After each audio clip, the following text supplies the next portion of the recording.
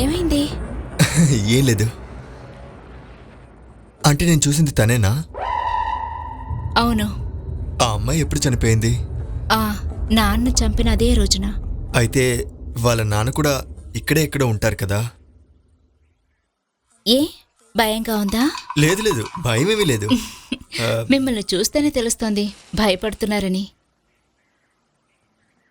ఇంత జరిగినా కంప్లైంట్ ఏమి ఇవ్వలేదా? ఈ అడవికంటూ ఒక చట్టం ఉంది. నాకు అనుకూలంగా ఒకరోజు తీర్పు వస్తుంది. స్టెల్లా నేను చూసినందువల్ల ఇకపై కూడా చూసే ఛాన్స్ ఉంటుందంటావా? ఈ అడవి ఇల్లు అంటే చాలా ఇష్టం, అందుకే ఇక్కడి నుంచి వెళ్ళలేదు. వాళ్ళని వెతుక్కుంటూ ఇక్కడికి ఎవరు రాలేదా? లేదు. మరి డేవిడ్? లేదు. నీ మనసులో ఎన్నో కష్టాలున్నాయి కదా, ఏం చెప్పాలో అర్థం కావట్లేదు. తాత నువ్వు మా ఇంటికి వచ్చేస్తావా? ఏయ్, నేనేమీ నవ్వులాటికి చెప్పడం లేదు.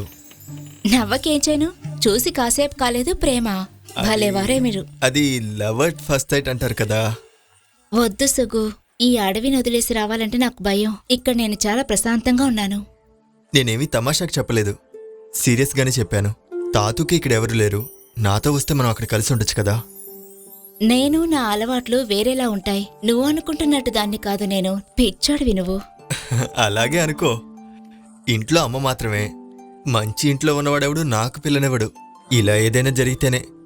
స్వభావం కాదు.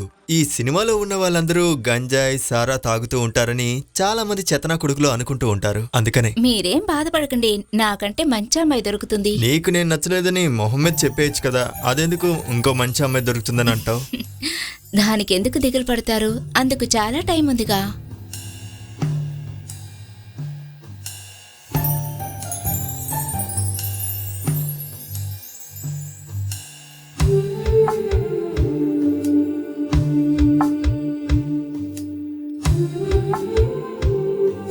వద్దు, నన్ను వదులు.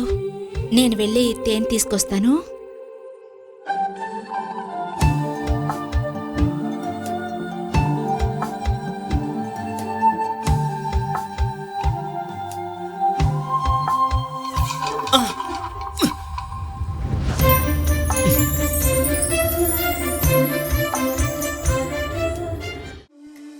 నా కాలు బాగా నొప్పిగా ఉంది.